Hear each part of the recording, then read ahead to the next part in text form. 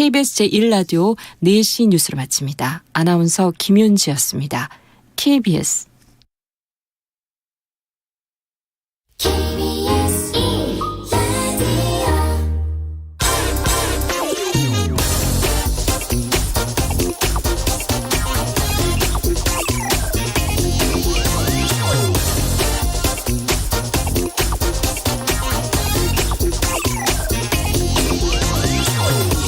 무역 수지가 이달에도 적자가 날 것이 거의 확실하다고 합니다.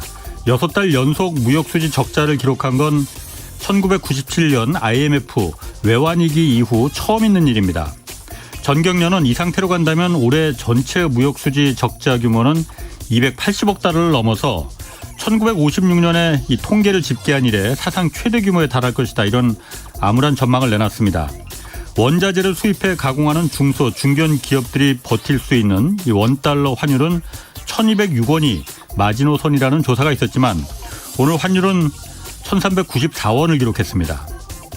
내일 새벽엔 미국 연방준비제도가 기준금리를 얼마나 올릴지 발표할 예정입니다.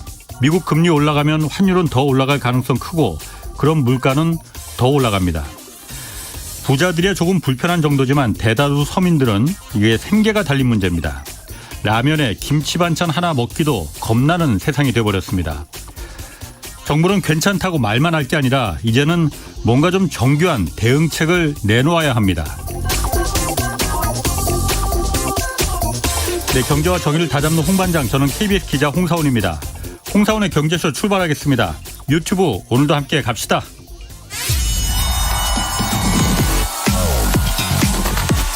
대한민국 경제 오디션 메가 경제스타 K. 여러분, 경제가 어려워서 힘드시죠? 그래서 준비했습니다. 대한민국 경제 오디션 메가 경제스타 K. 힘든 경제 상황을 이겨낸 감동 스토리, 우리 가정의 특별한 경제 공부법, 슬기로운 투자 아이디어, 경제와 관련된 이야기라면 모두 환영합니다. 총 상금 6천만 원을 준비했습니다. 여러분의 많은 참여 기다립니다. 이 프로그램은 당신의 투자의 길을 춤추게 하는 새로운 투자 플랫폼 탱고픽에서 함께합니다. 네, 들으신 대로 내가 경제스타 K 12월 9일까지 사연 계속 받고 있습니다. 사연은 홍사훈의 경제쇼 홈페이지에 올려주시면 됩니다. 자, 오늘 경제쇼 시작하겠습니다. 내일 새벽에 이제 미국 기준금리 얼마나 올릴지 결정되고 지금 또 환율도 관심사입니다. 이와 함께 그 중국 경제 아킬레스건이 된 이 중국 부동산 상황 오늘 좀 자세히 살펴보겠습니다. KBS 유튜브 박종훈의 경제 한방 진행자시죠. 박종훈 KBS 기자 나오셨습니다. 안녕하세요. 네, 안녕하세요. 자, 먼저 그 내일 새벽 미국 연방준비제도에서 기준금리 분명히 올리긴 올릴 거예요. 네. 얼마나 올릴지가 지금 관건인데 얼마나 올릴까요? 많이 올릴까요? 일단 시장에서는요. 0.75%포인트 올리는 것을 거의 기정사실화하고 있는 것 같습니다. 예.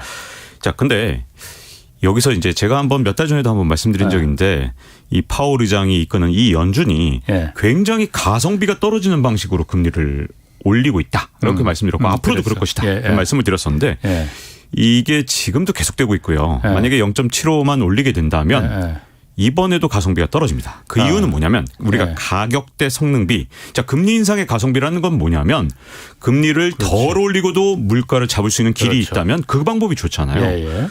그런데 매번 왜 금리를 많이 올렸는데도 불구하고 물가를 쉽게 못 잡느냐. 기본적으로 시장이 예측할 수 있도록 금리를 올리면 이건 시장이 대응을 합니다. 그렇지. 예를 들어서 뭐 선물 투기를 하는 사람들, 이런 사람들, 특히 이런 사람들은 만약에 이제 연준이 예상한 대로 모든 걸 움직이게 되면 일단 선물을 뭐 예를 들어서 뭐 무조건 물가 오르는 쪽으로 선물을 베팅하지 않고 있다가 그 다음에 움직이면 되거든요. 일종의 카드 게임을 하는데 연준이 카드를 이렇게 뒤집어서 다 보여주면서 선물 플레이하는 사람들한테 우리 0.75 올려요.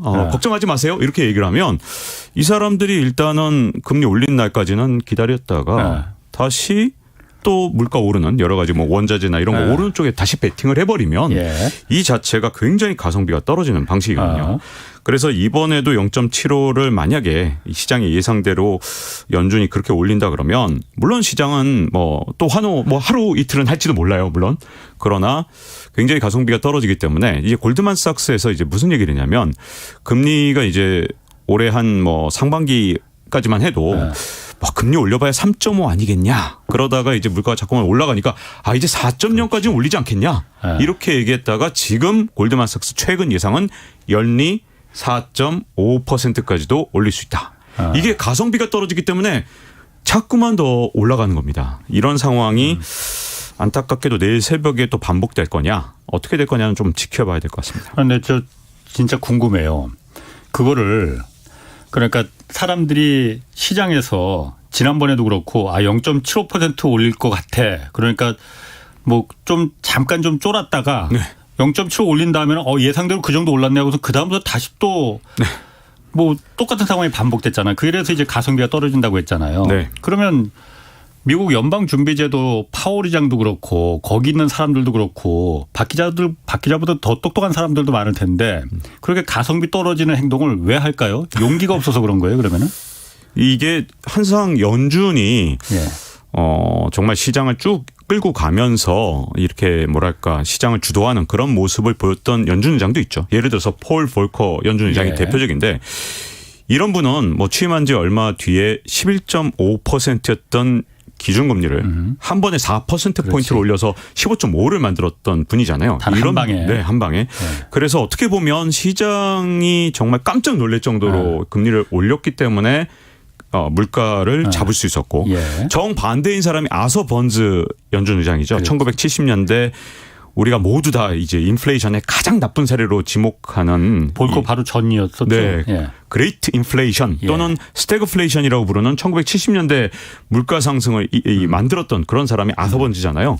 안타깝게도 아서번즈 같은 경우도 조금만 더 현명하게 행동을 했으면 그런 10년 동안 이 물가가 오르는 현상을 미연에 막을 수 있었거든요. 근데 그 당시에도 그렇고 이제 폴복하고 다른 점은 저도 이제 이분들의 심리까지는 정확하게 모르겠습니다만. 아서번즈는 정권과 협력했죠. 맞습니다. 그래서 합의했지. 타협했지. 닉슨 대통령의 재선을 도와주느라 그렇게 정권과 타협을 한 거죠. 이게 쉽지가 않습니다. 왜냐하면 폴 볼커 의장 같은 경우에 그 당시 대통령한테 뭐 농장에 끌려가서 그 대통령이 운영하는 농장에 끌려가서 뭐 협박을 받았다 이런 얘기들이 있거든요. 뭐 야사에 있습니다. 실제로. 그러다 보니까 이런 압력, 눈앞의 압력을 과연 이겨내기가 쉽겠느냐. 그렇게 쉽지가 않다. 이렇게 약간은 보여지는데 사실 이건 이제 추정일 뿐이고 사실 안에서 어떤 일이 일어나는지를 알기는 좀 힘들죠. 밖에서 보기엔. 어쨌든 연방준비제도도 생각이 있으니까 그렇게 가성비 떨어지게 지금 행동을 하는 걸 테고 내일 새벽에 어떻게 될지 일각에서는 1.0%포인트 충격 요법 쓸 가능성도 있다. 그 소수 의견이지만 그런 얘기도 나오긴 나와요. 아주 극히 소수지만 1.25%포인트까지 올릴 것이다라고 전망한 그런 헤지펀드 운영자도 있긴 합니다. 자, 박 기자 생각은 어떻습니까? 그러면 1% 올려야 됩니까? 아니면 0.75%포인트 정도로 해야 됩니까? 저는 항상 가성비 높은 방법은 시장이 예측하지 못한 방식으로 올려야 되지. 이게 자꾸만 미리 거의 예고를 하다시피 하고 딱 그 정도만 올리게 되면 결국은 금리를 더 높은 수준까지 끌어올려야 되고 나중엔. 네, 나중에. 그리고 또 그 높은 금리를 또 더 오랫동안 유지해야 되기 때문에 결국은 이게 좀 장기적으로 한 2년, 3년 이렇게 봤을 때는 이런 방식으로 끌어올리면 자꾸만 이제 올라가는 거죠. 3.5였다, 4.5였다 이런 식으로. 내성만 생기죠. 내성만 자꾸만 생기니까 저도 참 그럼 1.0 가야 된다는 거예요, 네. 이미 시장이 0.75를 예상하게 만들었기 때문에 이제 조금이라도 시장의 전망에서 벗어나게 올리지 않으면 제가 보기엔 시장에 거의 영향을 주지 못할 것 같습니다. 내일 0.75든 1.0이든 올라가면 한국하고 미국하고 이제 금리 차도 더 벌어지게 되고 지금 원달러 환율 이거 지금 뭐 1,400원 넘느냐 마느냐 지금 간당간당한데 환율도 지금 당연히 그럼 올라가겠죠. 네. 사실 이 부분에 있어서 또 우리 정부 당국자들하고 저는 좀 생각이 다른데 우리 정부 당국자는요 자꾸만 이 얘기를 합니다. 우리가 뭐 금리 역전했을 때 문제 없었지 않냐. 지금까지 한 3번 정도 역전됐었지만 그때마다 우리나라에서 돈이 빠져나간 적이 한 번도 없었다. 이번에도 문제 없을 것이다. 또 뭐 증시 전문가라는 분들도 그런 얘기 하시는 분들 진짜 많아요. 그런데 정말 근본적으로 다른 점을 무시하고 그렇게 보는 겁니다. 왜냐하면 지금까지 이제 미국이 금리 인상을 하면서 이제 초기에 역전됐을 때는 어떤 상황이었냐면 미국 경제가 대체로 호황이거나 또는 경기가 과열될까 봐 금리를 끌어올렸던 거라 그야말로 경제가 좋았습니다. 그러다 보니 우리나라 수출도 좋았고 무역 수지도 지금처럼 사상 최대 무역 수지 적자 이런 상황이 그렇죠. 전혀 아니었거든요. 자, 그리고 마지막으로 금리 인상 속도가 예전에는 이 조절을 할 수 있었기 때문에 굉장히 느렸습니다. 근데 이번에 금리 인상 속도를 보세요. 뭐 지금 뭐 아직 9월인 상황에서 지금 금리를 얼마 끌어올렸냐. 연초에 우리 이 연준에서 금리가 기준금리가 0에서 0.25%였는데 그렇죠. 지금 이 시점에서 2.5%잖아요. 예. 이건 뭐 단 몇 달 만에 지금 10배를 올린 겁니다. 사람들은 돈을 빌릴 때 우리가 보통 은행에서 돈 빌릴 때 내가 원리금을 얼마나 갚을 수 있지? 이거 계산해서 빌리거든요. 기업들도 마찬가지입니다. 그러다 보니까 이게 0.25에서는 사람들이 정말 빌릴 수 있는 한계까지 빌려놓은 사람들이 정말 많잖아요. 이런 상태에서 2.5가 됐기 때문에 이건 정말 10배 올랐다는 건 정말 우리 인류 역사상 이렇게까지 빠른 속도로 올린 적이 있었느냐. 뭐 적어도 우리가 기록에 남아있는 미국 역사상은 정말 처음인 것 같고요. 그러다 보니까 자, 지금 말씀드린 이 세 가지가 다른 거죠.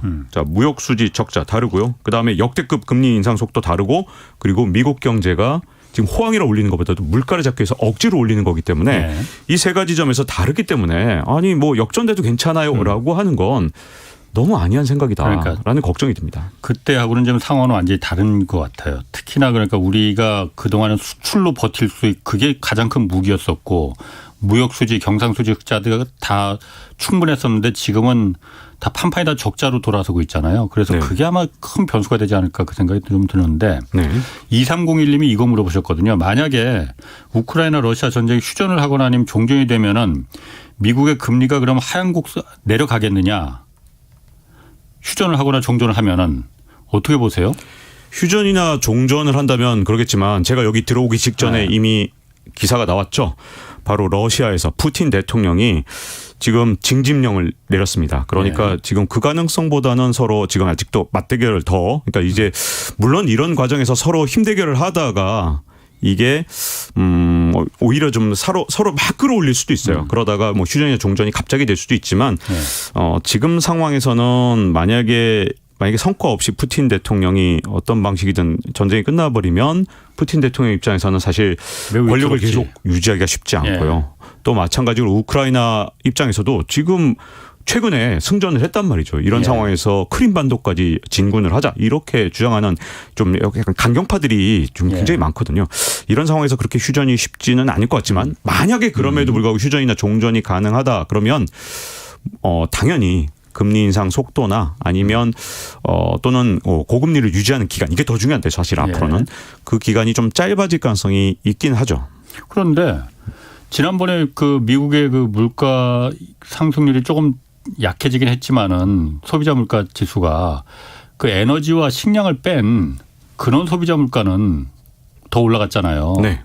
근데 러시아 우크라이나 전쟁 우리가 항상 정가의 보도처럼 핑계를 댔던 게 지금 물가 올라가는 게 석유값 올라가고 곡물 식량 지금 부족해서 공급 전쟁 때문에 이것 때문이야라고 그 핑계를 댔었잖아요. 네. 이미 그런데 그거는 석유값도 지금 내려가고 있고 미국 소비자 물가 지수에서도 그거 별로 문제 아닌 것 같은데 그런 다른 물가들이 지금 막 뛰고 있기 때문에 물가가 이렇게 미친 거잖아요. 네, 맞습니다. 석유하고 이제 그걸 핑계를 댈 때는 아닌 것 같은데요. 뭐 그런 측면은 분명히 있는데요. 그렇지만 어쨌든 중요한 건 기대 인플레이션에는 영향을 주기 때문에 분명히 어느 지점에서 충분히 이 긍정적인 영향을 줄 수 있죠. 다만 지금 이 시점에서는 그걸 기대하기는 조금 어렵다. 부분 동원령까지 내린 상황에서 과연 뭐 갑자기 종전이나 휴전이 되겠느냐 쉽지는 않을 것 같습니다. 자, 그리고 환율 참 이게 제 요즘 제일 관심사가 환율이에요. 저도 아침에 또 눈 떠보면 이제 역외 환율부터 막 챙겨보고 그럼 그러는데 어쨌든 어제도 서영수 키움증권 이사가 나와서 고환율이라는 게 이 환율만 문제가 되는 게 아니고 채권 시장 또 부동산 시장까지 다 연관이 돼 있어서 결국은 이제 고환율이 우리나라 같은 경우에는 금융 경색, 돈줄이 막히는 돌다가 흐른다가 막히는 금융 경색 또 금융 위기까지 불러올 가능성 이거 간과하면 안 된다. 그런 얘기를 했었거든요. 네. 어떻게 생각하세요? 그런 부분은? 저는 지금 제일 걱정스러운 건요. 9월 달 물론 1일부터 20일까지이기 때문에 이제 월말에 어떻게 될지는 조금 더 열흘 더 지켜봐야 되겠지만 일단 1일부터 20일 사이에 무역 수지 적자가 또 41억 달러가 났단 말입니다. 그런데 그때 환율이 1380원 안 바뀌었어요. 그러면 이렇게 높은 환율이 최근에 없었는데 예전 같으면 무역수지 적자는커녕 진짜 엄청난 흑자를 보면서 기업들이 호황을 누려야 되는 거잖아요. 수출이 잘 되니까. 네, 수출이 잘 되니까. 그런데 지금 현재 우리나라가 지금 현재 이 환율에서도 무역수지 적자를 계속 보고 있다는 건 상황이 지금 이 환율조차도 우리한테 우리 체력이 기초 체력이 지금 이미 굉장히 떨어져 있다라는 걸 보여주는 거거든요. 자, 환율을 일단 받아들여야 됩니다. 이게 1,380원 자꾸만 제가 이제 아직도 있는 게 유튜브에 한번 어디 유튜브에 출연을 해서 1,200원 정도 좀 넘었을 때 제가 이제 조심스럽지만 조금 더 올라갈 수도 있기 때문에 이제 아직도 달러를 바꿔도 된다라는 말 했다가 막 비난 악플이 막 달렸죠. 이렇게 높은데 어떻게 이걸 좀 환전을 해도 된단 말이냐, 정신이 나갔냐 이런 정도까지 악플이 달렸었는데 왜냐하면 사람들이 새로운 어떤 뉴노멀로 옮겨갈 때 이걸 잘 쉽게 적응을 못합니다. 왜냐하면 그동안은 환율이 1,200원대 가면 바로 다시 또 떨어지고 이런 모습만 봐왔기 때문에 있는 환율을 잘 받아들이지 못하거든요. 근데 이 환율이라는 건 결국은 균형점은 계속해서 바뀌거든요. 근데 거기에서 우리나라처럼 수출로 먹고 사는 나라에선 무역 수지가 적자냐 또는 흑자냐 그건 기초 체력을 보여주기 때문에 굉장히 민감하게 보셔야 되고요. 어떤 환율에서 이제 우리가 다시 무역 수지 흑자가 돌아온다면 이제 이 정도면 이제 우리가 좀 버틸 수 있겠구나 이렇게 생각을 할 수 있는 거고 이걸 지레짐작해서 1,200원 넘어가면 금방 내려왔어. 이런 식으로 분석하는 건 정말 세상은 항상 똑같고 변하지 않는다고 생각하는 거하고 똑같거든요. 근데 문제점은 이게 종종 정부 관계자들이 이런 비슷한 발언을 합니다. 왜냐하면 경상수지를 봐라. 무역수지는 적자지만 경상수지가 흑자니까 괜찮다. 상관없다. 이렇게 얘기하거나 또는 전문가들이 그렇게 얘기하는 경우도 있었거든요. 환율은 경상수지가 더 문제야. 이렇게 얘기하는 거죠. 경상수지라는 건 뭐 무역해서 수출 빼고도 그거 말고도 서비스 무슨 뭐 임금 이런 것까지 맞습니다. 자본까지 통틀어서. 그렇죠. 그래서 경상수지는 아직은 좀 흑자니까 문제가 없는 거 아니냐. 이렇게 얘기를 하는데 우리가 지금 현재 잘 보시면 경상수지가 흑자인데도 불구하고 환율이 왜 이렇게 됐을까? 이 생각을 좀 해봐야 되는데요. 사실은 이게 최근의 움직임하고 저는 밀접한 관계가 있다고 생각하거든요. 자, 우리나라가 예를 들어서 뭐 삼성전자나 아니면 우리의 이제 뭐 정말 잘 나가는 2차 전지 업체들이 해외에서 이제 해외 공장을 돌려서 돈을 벌어요. 그럼 경상수지 흑자로는 그게 뭐 경상주에는 이게 분명히 흑자로 잡히겠지만 문제점은 최근에 삼성전자가 뭘 발표했거나 또는 미국하고 뭘 약속했는지를 보면요. 삼성전자가 최근에 미국한테 이 텍사스주에 제출한 걸 보면 뭐라 했냐면 앞으로 20년 동안 260조 원의 미국 투자를 하겠다. 자, 그럼 삼성전자 이제 만약에 CEO다 이렇게 한번 가정을 해보죠. 자, 홍사훈 선배가 만약에 CEO라면 이제 앞으로 미국에 계속 투자할 거잖아요. 번 돈을 굳이 원화로 환전할 필요가 있을까요? 계속 달러로 갖고 있는 거죠. 달러가 강한데 굳이 뭐 그렇죠. 앞으로 미국에 계속 투자할 건데. 일본도 그랬잖아요. 네, 그렇죠. 자, 삼성전자가 또 약속한 게 있죠. RE100이라는 걸 선언을 이제 드디어 신재생에너지로 다 신재생에너지로 다 한다. 에너지 쓴다. 자, 근데 RE100 여기에 원전이 빠져 있다는 겁니다. 자, 그 RE100을 선언했다는 건 이건 진짜 우리나라에는 진짜 비보예요. 왜냐하면 삼성전자가 앞으로 한국 땅에 공장을 짓겠느냐. 왜냐하면 우리나라는 RE100에 원전이 빠져있기 때문에 RE100을 선언해놓고 원전으로 생산한 전기로 앞으로 반도체를 생산하면 안 되거든요. 그러니까 이건 앞으로 그러면 RE100 즉 신재생 에너지로만 거의 100%에서 그렇게 생산할 수 있는 그런 곳에 공장을 짓겠다. 텍사스에 짓겠다. 이런 얘기나 다름없는 거죠. 자, 이렇게 지금 이제 경상수지 흑자라 하더라도 우리나라 기업들이 이제 더 이상 우리나라에 지금 현재 투자하지 못하는 상황. 특히 인플레이션 감축법 요즘 IRA라고 더 많이 부르던데 IRA 대응에 대해서 우리가 지금 전혀 대응 못 하고 있잖아요. 뭐 그죠? 맨날 가긴 가는데 맨날 빈손으로 돌아와서 뭐 그런데 이해는 해요.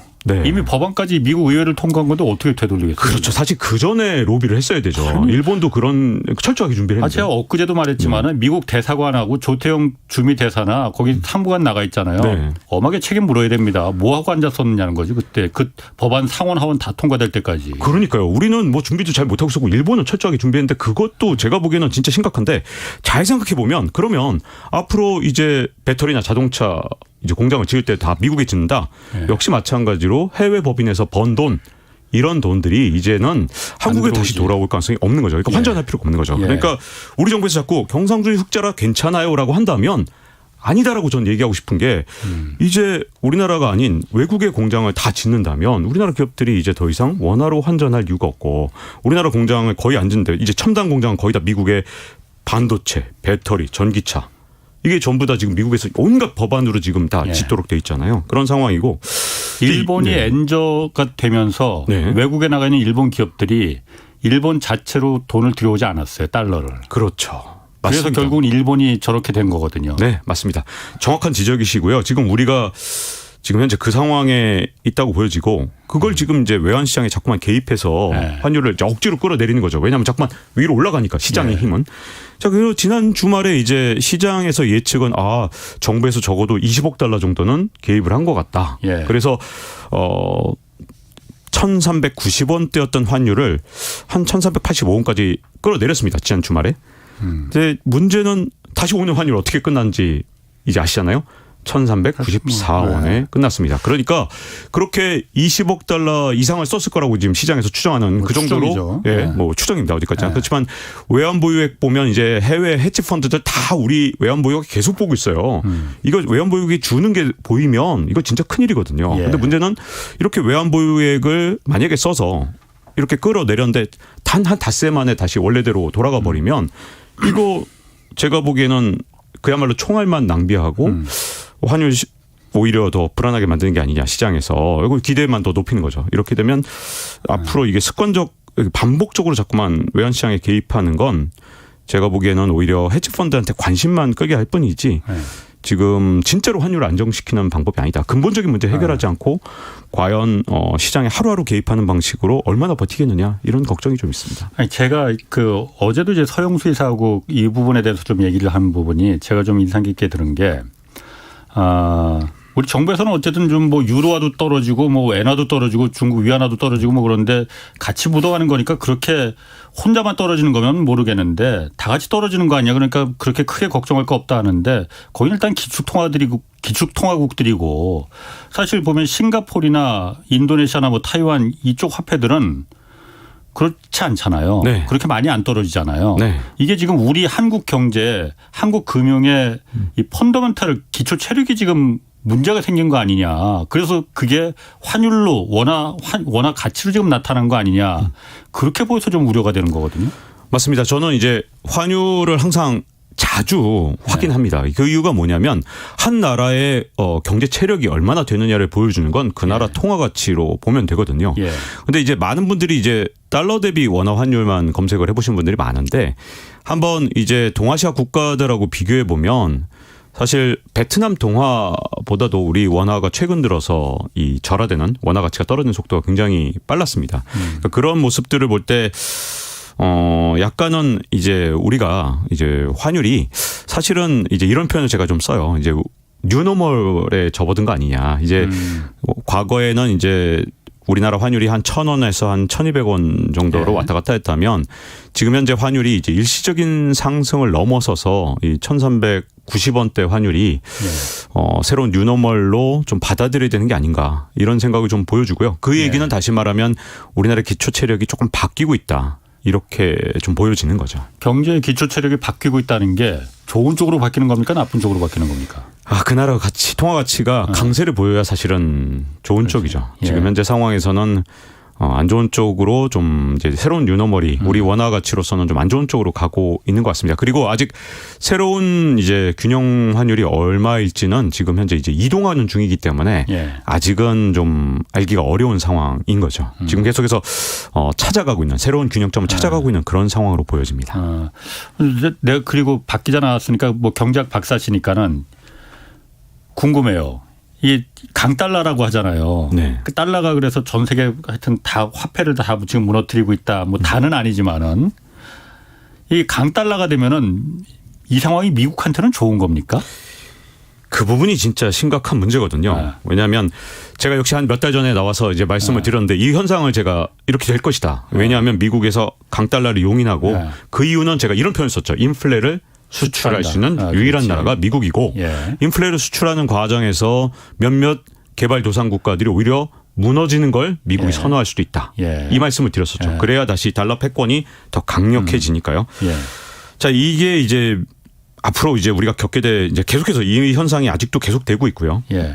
그 문제가 계속 심각한데 인플레를 수출하는 것이 이제 일단 미국의 1차적인 목표인데 이 과정에서 어떤 나라 통화 가치가 이렇게 과도하게 절상되면 가치가 올라가면 예. 뭐가 문제가 되죠? 왜 그렇게 올라가는 걸 이 통화 당국이나 이런 데서 용인하면 안 되는 걸까요? 그러니까 달러 강세일 때 미국한테 뭐가 불리하죠?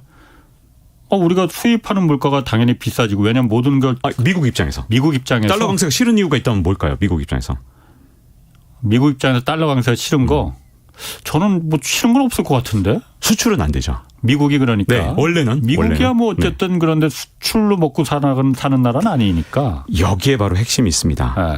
자 일반적인 나라는 예. 자 원화 가치가 막 예를 들어 800원이 됐다. 예. 우리나라 수출기업들 진짜 다 무너지겠죠. 그렇지. 그래서 예. 한 나라의 통화 가치가 이제 아무리 미국이라도 지금까지는 너무 달러가 강세가 되면 예. 이게 미국한테 불리하기 때문에 항상 좀 조절을 했어요. 예. 그런데 지금 보세요.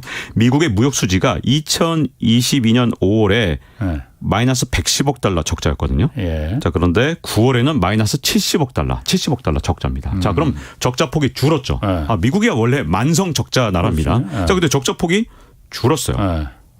그동안 달러 가치는 엄청나게 절상이 됐는데 예. 자, 이 어떤 마법이 일어난 거냐? 자, 미국은 세계 최대의 산유국입니다. 에너지를 수출했구나. 그렇죠. 예. 그래서 고유가의 타격이 없을 뿐더러 예. 오히려 뭐 원유뿐만 아니라 천연가스 수출 엄청나게 많이 되면서 에너지 수출이 얼마나 늘었냐? 금액으로 2배가 늘었습니다. 예. 물량이 그렇게 있는 게 아니라 가격이 오르니까 전년 대비 2배나 오르다 보니까 미국 입장에서는 지금 상황에서 오히려 적자 폭이 개선되는 상황이 일어난 겁니다. 자, 또 하나는 자 이제 인플레 강한 나라가 있고 약한 나라가 있어요. 인플레이션이 모든 나라에 다 비슷하게 적용되는 게 아니거든요. 예. 물론 인플레이션의 가장 강한 나라 중에 하나는 원자재를 갖고 있는 나라죠. 자, 그런데 물론 미국은 원자재를 갖고 있으니까 그것도 강하지만 또 하나 문제점 뭐냐면 자, 이제 제가 비유를 할 때 이런 표현을 많이 쓰는데 마이크로소프트 윈도우즈 가격을 예를 들어 MS가 한 2배로 올렸다 해서 야, 이제 리눅스 쓰자. 너무 비싸니까. 이렇게 할 수 있느냐? 안 되지. 그렇죠. 이게 바로 대체 불가능성. 예. 자, 미국이 수출하는 것들은 대체 불가능성을 갖고 있는 게 굉장히 많습니다. 예. 미국이 아니면 다른 나라로 예를 들어 수입원 바꿀 수 없는 그런 경우죠. 또 하나는 브랜드에 대한 로열티가 굉장히 높죠. 예. 애플이나 테슬라 요즘에 얼마나 가격 많이 올렸는지 뭐 테슬라는 오죽하면 시가냐. 그래서 뭐 이게 생선회냐 무슨 시가로 파냐 할 정도로 계속 가격 올리잖아요. 그래서 시가. 네, 시가냐. 예. 시가냐. 이렇게 생선회 가격처럼. 그런데 이제 시가. 이렇게 애플도 모델이 나올 때마다 지금 굉장히 비싸지잖아요. 그런데 브랜드 충성도가 워낙 높다 보니까 미국이 파는 물건들은 대체 불가능성이나 아니면 브랜드 로열티를 갖고 있기 때문에 인플레이션에 굉장히 강한 기업들이 많습니다. 플랫폼 산다 이거죠. 네, 독점 기업 대체 불가능성 이런 가능성을 갖고 있는 나라들 미국 외에는 사실 찾아보기 힘들어요. 그러다 보니까 자 미국 입장에서는 지금 상황이 그렇게 나쁘지 않은 거예요. 원자재 가격 올라서 석유나 천연가스 수출, 에너지 수출이 2배 올랐고 그다음에 자기 나라 수출품은 대부분 대체 불가능성 갖고 있으니까 역시 수출이 잘 되고 자 그러다 보니까 라구람 라잔 교수라고 유명한 분이 있는데 이분이 이런 얘기를 했어요. 강달러 아직 초기 단계다. 이런 표현을 썼어요. 지금이? 네. 그래서 당분간 고금리 시대가 지속되면서 취약성이 쌓여갈 것이다. 이렇게 지금 말을 하는데 이분이 좀 틀리길 바라지만 안타깝게도 저는 아직은 이분하고 좀 비슷한 생각이라 이 자체가 기조가 미국이 지금 이걸 싫어하지 않거든요. 자, 많은 사람들이 자꾸만 이제 미국에서 이제 뭐 플라자 합의처럼 뭐 뭔가 좀 합의를 해서 어떻게 강달러 계속 두겠느냐라고 얘기를 하지만 미국이 지금 현재 거시경제 지표로 볼 때 다른 나라 대비 너무 유리한 게 많기 때문에 물론 미국도 어렵습니다. 미국이 쉽다는 뜻은 아니에요. 다만 다른 나라보다는 지금 훨씬 쉽거든요. 그러기다가 심지어 중국하고 패권 전쟁하고 연관돼서도 강달러가 전혀 불리하지 않기 때문에 조금 더 유지할 가능성이 있죠. 이것도 제가 몇 달 전에 한번 말씀드렸었지만. 뭐 미국 입장에서는 이게 꽃놀이패일 가능성도 꽃놀이패겠지만은 한편으로는 그럼으로 인해서 달러에 대한 불만들이 세계 다른 나라들이 다 마음속에서 웅틀 거 아니에요. 네, 맞습니다. 미국 혼자 저거 달러 갖고 있다고 자기네들 혼자만 지금 다 잘 살려고 하는 거 아니냐. 이 달러를 갖고 달러 때문에 지금 이렇게 된 거다. 다 이런 불만들이 다 퍼질 거 아닌가? 그럼 그건 미국으로서도 그렇게 크게 장기적으로 봤을 때는 바람직하지 않을 것 같은데. 제가 역시 한 석 달 전에 나와서 달러화의 은밀한 침식이라는 말씀을 그렇죠. 드렸고요. 예. 전 세계에서 외환 보유고에서 달러가 차지하는 비중이 굉장히 빠른 속도로 지금 줄고 있었다. 그래서 달러 패권은 굉장히 약화되고 있었기 때문에 미국은 어떤 일이 있어도 달러 풍기를 한번 만들 것이다.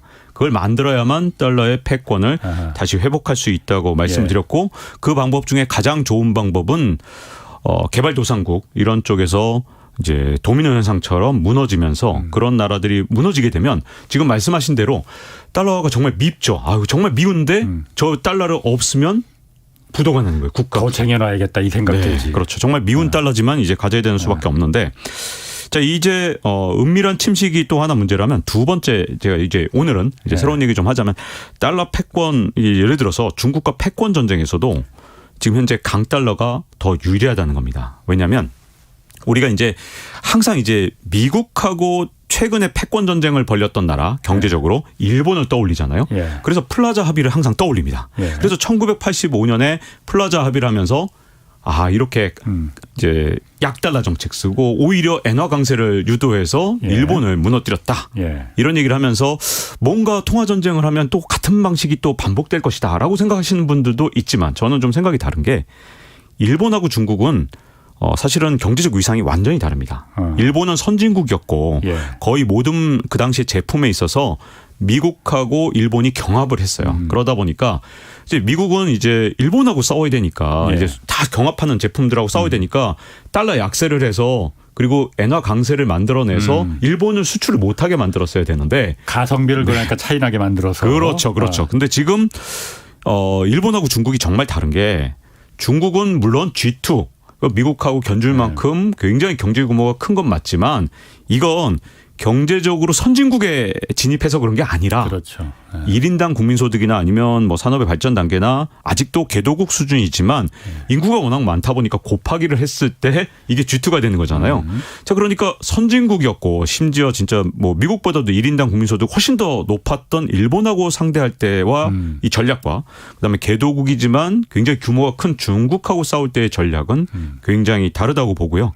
자, 그런 측면에서 사실은 중국과의 패권 전쟁은 강달러가 조금 더 유리하다고 저는 미국에서 현재 판단을 했다고 보여지고 물론 전쟁이라는 건 그래서 미국이 이깁니다 이렇게 말할 수는 없습니다. 왜냐하면 싸워봐야 하는 거지 수많은 전쟁에서 사실 예측대로 된 적은 없거든요. 그래서 저도 강달러가 무조건 미국이 승리할 수 있는 방법이다 이건 아니고 지금까지 봤을 때 굉장히 유리한 측면이 있다라고 보여지는데 자, 그 이유가 뭐냐면 첫 번째는요. 사실 중국 기업들의 달러 부채가 상당합니다. 중국 기업들의. 네. 중국 기업들이 어느 정도 달러 부채를 갖고 있느냐. 정확한 규모는 항상 중국 데이터라 모릅니다. 모른다가 정답인데 이제 외신들이 이제 추정하고 그다음에 뭐 투자은행들도 다 추정을 하잖아요. 왜 모르냐 하면 예를 들어 중국 기업도 그냥 중국 기업이 그냥 돈 빌리면 이게 다 잡히겠죠. 근데 문제는 홍콩, 뭐 카리브해, 뭐 싱가포르 이런 데 세운 여러 가지 법인들을 통해서 돈을 빌렸기 때문에 이게 꼬리표가 달려서 중국으로 갔는지 안 갔는지 모른단 말이죠. 그런데 현재 추정은 최소 3조 달러의 빚을 지고 있다. 그러니까 중국 입장에서 자, 이런 상황에서 예를 들어서 이제 3조 달러 빚을 졌는데 달러가 뭐 예를 들어서 가치가 한 30% 오른다. 그러면 빌릴 때는 예를 들어서 뭐 빌렸을 때보다 30% 더 갚아야 되는 거잖아요. 중국 기업들 입장에선 엄청난 타격이기 때문에 달러와 강달러 했을 때 이 3조 달러를 갚는 게 정말 힘들겠죠. 자, 그리고 중국의 외환 보유고가 3조 달러. 이 중에서 가용 달러가 한 1조 달러라고 하거든요. 그러니까 중국이 많이 줄어들긴 했다고 하지만. 네네. 그 원래는 4조 달러에서부터 줄어들겠지만 하여튼 근데 문제는 이제 가용 외환 보유고는 한 1조 달러 정도 보고 있습니다. 그러다 보니 중국이 3조 달러라 그러면 엄청 많아 보이지만 문제점은 중국이란 나라의 규모 그리고 기업들의 달러 부채를 생각해보고 단기 부채 이런 걸 감안해 봤을 때 그냥 뭐 그렇게 위험하진 않지만 괜찮지만 언제든 만약에 미국하고 진짜로 정면 대결을 벌였을 때 진짜 충분하냐 이 부분에 있어서 좀 애매하거든요. 자, 그리고 가장 큰 건 아까 이제 계속 말씀드렸지만 중국이란 나라가 이제 일본의 1985년만큼 경합을 하고 있냐 미국이랑 저는 경합하고 있지 않다고 봐요. 그래서 지금 현재 이제 중국 같은 경우 제조업 특화를 현재 한 상태고 미국 같은 경우는 지적 서비스로 완전히 넘어가 있는 상태이기 때문에 경합하는 게 거의 없거든요. 그러니까 파는 물건이 다르다. 파는 물건이 완전히 다르기 때문에 강달러라고 해서 미국이 뭐 특별히 손해볼 게 없고 지금 당장 미국의 무역 수지로 봐서도 강달러라고 해서 오히려 적자폭이 줄어드는데 이런 문제가 있기 때문에 그것도 역시 마찬가지고 마지막으로 중국의 지금 현재 약한 고리가 드디어 드러났죠. 중국의 부동산입니다. 그래서 미국이 사실은 중국을 막 공격을 하고 싶어도 공격을 못한 이유가 굉장히 강력한 파이어월이 있거든요. 방화벽. 이 방화벽 때문에 그야말로 뭐 미국의 헤지 펀드가 공격을 해봤자 쉽지 않은 거예요. 조지 소로스가 이 중국의 위안화를 마치 영국의 파운드처럼 공격을 했다가 실패한 적이 있죠. 방화벽을 너무 우습게 봐서 그런데 방화벽 때문에 그동안은 공격하기가 정말 힘들었는데 지금 중국의 부동산 가격이 12개월째 정말 나락으로 떨어진다 할 정도로 진짜 급격하게 떨어지고 있는 상황이라서 지금 강달러로 지금 중국을 압박하는 쪽 여기까지 택했다. 이렇게 보여지기 때문에 지금 당장은 미국이 그러면 강달러를 그만두고 이제 너무 심하게 많이 올랐네 달러가 이렇게 할 만한 이 동인이 지금 당장은 눈앞에 보이지 않는다는 게 이 시점 제가 지금 오늘 나온 이 9월 달의 시점으로 그렇다는 겁니다. 중국이 그 외환에 대한 그 방화벽이라는 게 외환이 이제 들어올 땐 들어오더라도 나가는 건 이제 쉽게 못 나가게 하는 그걸 말씀하시는 거죠? 맞습니다. 들어올 땐 들어오지만 나가는 건 쉽지 않다. 그렇기 때문에 헤지펀드가 그야말로 이제 중국의 외환 시장을 막 교란시키면서 나가면서 돈을 벌 수 있느냐 그게 정말 어렵게 돼 있거든요. 자, 그래서 중국 지금 아까 그 약한 고리 부동산 얘기하셨잖아요. 오늘 그 얘기 좀 해야 되는데 중국이 어쨌든 경제에서 큰 비중을 차지하는 게 부동산이다 보니까 부동산 산업이다 보니까 여기 지금 온갖 처방을 다 내리고 있잖아요. 맞습니다. 금리도 내리고 있고 막. 근데 백약이 무효인 상태 같아. 왜 그렇게 중국 부동산은 이게 백약이 무효인 상태로 이렇게 막 그 도와주려고 하는데도 중국 정부의 도움에도 이게 안 살아나는 거예요? 이 중국이란 나라에 제가 언제 처음 출장을 갔나 봤더니 18년 전에 처음 출장을 갔더라고요. 그때 다큐멘터리를 2부작을 만들기 위해서 꽤 오래 있었습니다. 다큐멘터리 그 당시에 중국에 이제 여기저기 정말 많은 취재를 다녔는데 제가 이 중국 취재 다니면 정말 놀라운 게 그 지역의 가장 높은 분이 저랑 꼭 만나자고 해요. 일개 KBS 기자인데 저기에서 제일 진짜 책임자분이 만나자고 하는데 왜 그렇게 만나자고 하느냐 이유가 있습니다. 뭐냐면 중국이란 나라는 이 지방 정부의 자치단체장, 뭐 성장 이런 사람들을 평가할 때 어떻게 평가하냐면 경제 성적으로 평가를 하는 겁니다.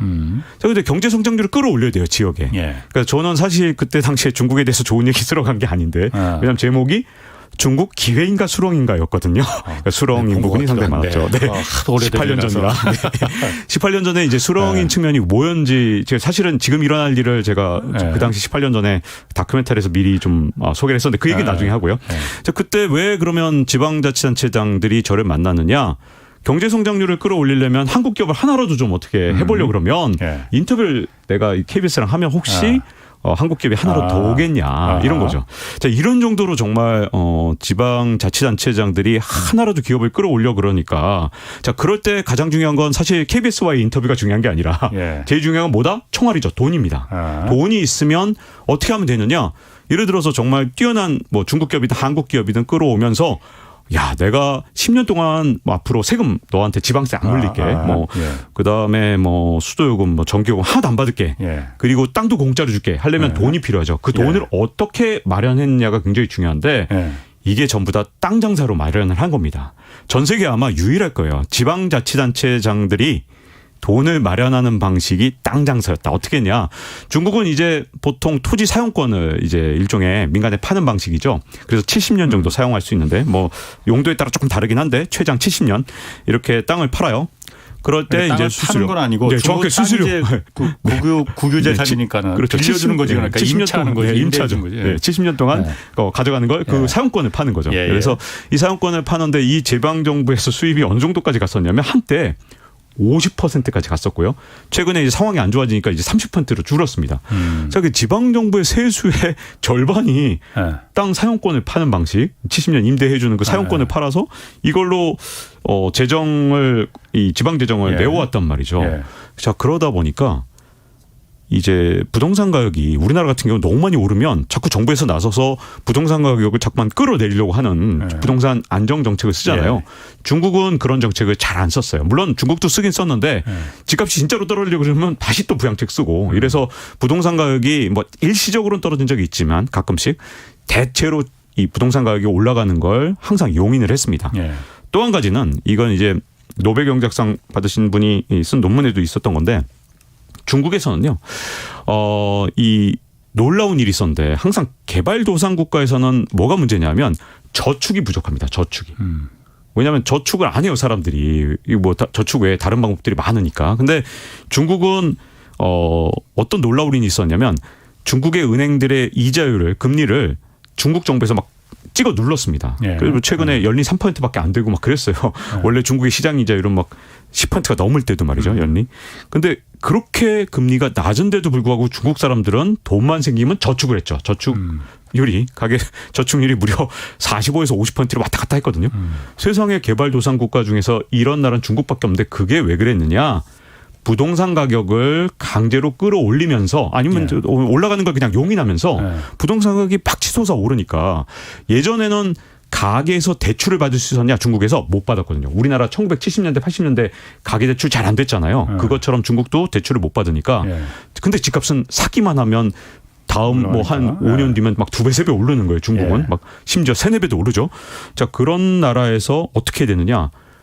금리가 3%라도 빨리 저축을 해서 대출은 잘 못 받으니까 이걸 종잣돈으로 해서 빨리 집을 사면 나중에 부자가 되는 겁니다. 한 3, 4년이면 집값이 2배 되는 그런 나라에서 그러니까 저축을 한 거예요? 강제 저축이죠. 집값을 통한 강제 저축이라는 표현을 쓰더라고요. 경제학자들. 그래갖고 자 중국이라는 나라는 그래서 지금까지 집값을 사용해서 부동산 가격을 사용해서 엄청나게 빠른 속도로 이 성장을 가속화시켰던 겁니다. 자, 그러니까 아까 말씀드렸다시피 경제 성장률을 지방 정부가 끌어올릴 때도 여기서 마련한 자금으로 기업들한테 보조금 주고, 자, 이것도 강제 저축도 시키고 이런 과정에서 중국 정부는 경제 성장을 가속화시키는데 부동산 시장을 철저하게 이용을 해왔고 그러다 보니까 소득 대비 집값이 어느 정도냐. 우리나라가 뭐 집값 한창 비쌀 때 소득 대비 집값이 한 18배 정도 된다. 또는 20배 조금 넘었다는 얘기도 있지만 중국 같은 경우는 뭐 베이징이나 상하이 같은 경우는 44배 또는 48배까지 됐었거든요. 그러니까 집값이 우리가 상상하는 것보다 훨씬 더 많이 올랐는데 이때까지 우리나라처럼 우리는 끊임없이 집값이 못 오르게 하려고 진짜 온갖 정책을 썼는데 중국은 거꾸로 집값이 오르도록 잘 유도를 해왔던 거죠. 자, 그러다 보니 집을 소유한 비중이 어떻게 되느냐. 우리나라가 자가주택 보유율이라 그래서 집을 얼마나 갖고 있냐 비중이 최근에 61%입니다. 이게 많이 오른 거예요. 옛날에 집값이 한창 낮았을 때 56%였는데 5%포인트 오르면서 이렇게 집값이 폭등한 거거든요. 자, 미국이나 일본이 65% 정도 됩니다. 중국은 몇 %일까요? 중국은 50% 안 될 것 같은데. 93%입니다. 아, 그렇게 높아요? 정말 이게 정말 정상적인 부동산 정책이 아니었어요. 그러니까 이걸 성장을 지금까지 만들 때 부동산 버블을 통해서 만들어냈기 때문에 이런 일이 일어난 거고요. 인구가 그렇게 많은데도 자가 소유율이 그렇게 높구나. 아주 충격적이죠. 이게 정말 여러 가지 이유가 있을 겁니다. 이렇게 부동산 부양책을 쓴 것도 있고 물론 한자녀 정책 때문에 제가 이제 이 관련 논문을 진짜 있는 대로 찾아보고 진짜 별걸 다 해봤어요. 근데 이 해석을 제대로 해놓은 논문을 아직 못 찾았는데 저는 제 해석으로는 일단 첫 번째는 중국 정부에 의한 강력한 부동산 부양책과 또 하나는 한자녀 갖기 운동 때문에 할아버지 할머니 이렇게 결혼을 해서 아들 딸을 낳고 아들 딸이 또 손자 손녀를 낳았을 때 이제 집을 이 중에서 한 명만 갖고 있어도 이 상속이 되니까 이게 또 하나 한자녀 갖기 운동도 영향을 미쳤겠구나 이런 생각이 좀 있지만 이걸 해석을 제대로 해놓은 논문이 아직 없어서 제 나름대로의 해석은 그렇습니다. 자, 그리고 그러면 여기까지 들어보면 부동산 시장이 얼마나 왜곡돼 있는지를 지금 알 수 있는 거죠. 우리는 집값을 계속 낮추려고 했지만 중국은 오히려 이걸 계속 용인하고 있었다 할 수 있고 아주 잠깐 부동산 이렇게 냉각시키거나 한 거는 있었지만 자, 지금까지는 이제 또 여기에 이제 부동산 시장에서 중국 시장은 또 한 가지는 생산 가능 인구 비중이 아주 급속도로 늘어났기 때문에 집이 필요한 사람들이 엄청 많았어요. 여기다가 또 하나는 중국의 도시화가 엄청나게 빠른 속도로 전 세계에서 가장 빠른 속도로 도시화가 진행되는데 사실 이제 경제학 공부하신 분들 특히 개발 경제학 이런 쪽으로 공부하신 분들은 이게 얼마나 중요한지 잘 알아요. 도시화는 진짜 개발도상 국가가 성장을 하는 가장 큰 원동력이거든요. 그런데 이게 한 40년 전에 중국의 도시화율이 18%였습니다. 그런데 지금 최근의 데이터가 65까지 나옵니다. 그러니까 18%에서 65%까지 도시화율이 높아지면서 진짜 몇억 명의 사람들이 도시로 옮겼기 때문에 중국 입장에서는 그동안 신도시 개발만 하면 여기에 언제든 채울 수 있는 사람이 있었거든요. 그러니까 중국에서는 일단 집을 사두면 된다. 요거 한 4년 뒤면 2배 된다. 이런 생각이 특히 일선 도시에 집을 사두면 대도시, 중국에서 대도시 일선 도시라고 그러죠. 일선 도시에 집을 사놓기만 하면 이거 뭐 3, 4년 뒤에 2배 되는데 누가 이거 집을 안 사겠어요. 그래서 중국 사람들이 진짜 돈만 생기면 저축을 한 거고 그래서 가계저축률이 49%인 거죠. 그런데 문제는 지금 왜 갑자기 떨어지기 시작하면서 이게 문제가 됐느냐. 도시화율이 65에서 갑자기 급 감속을 하기 시작해서 이제 도시화율 속도가 굉장히 늦어졌고요. 그다음에 왜 늦어졌어요? 도시화가 될 만큼 된 거죠. 될 만큼 돼서? 네.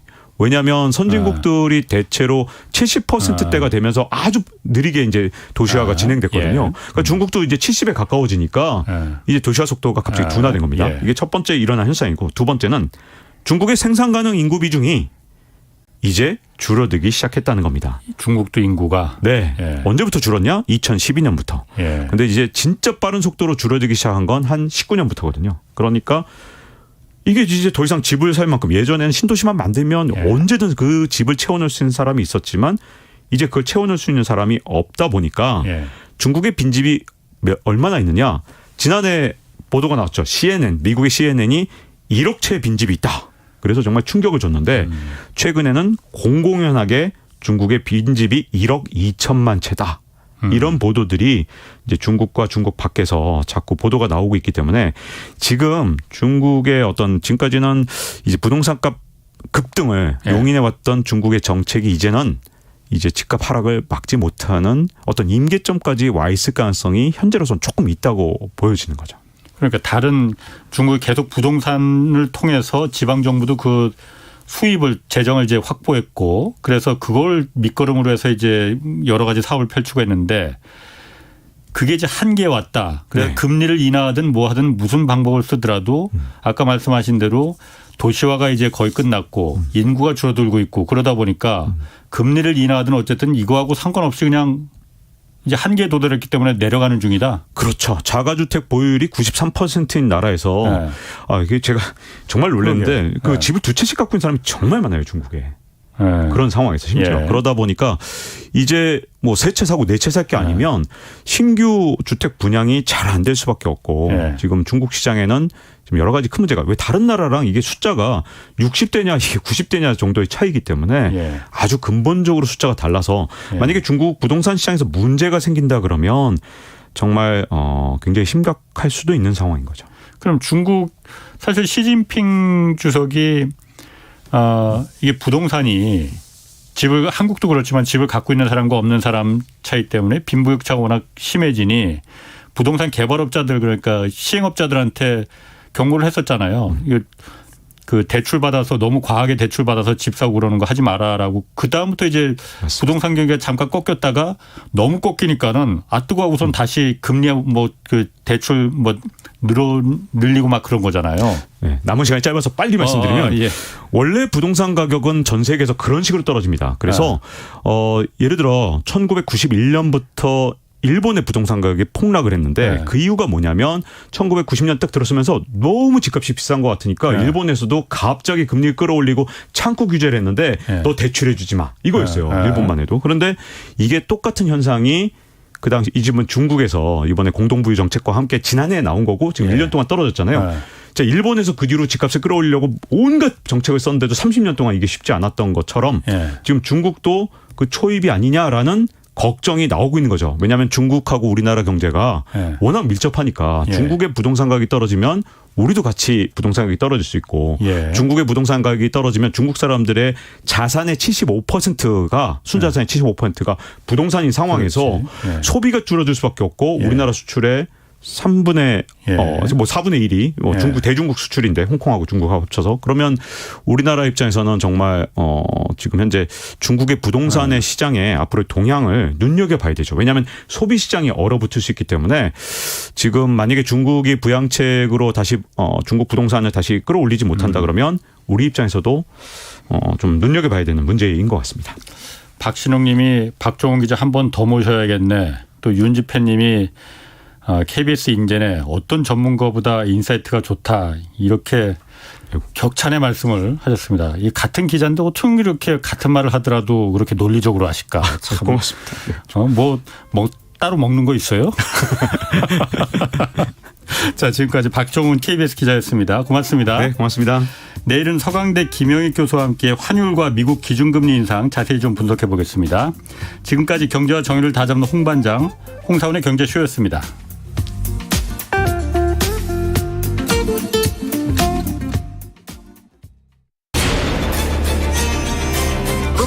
K 드라마 And the Oscar goes to Parasite. K 무비 K 팝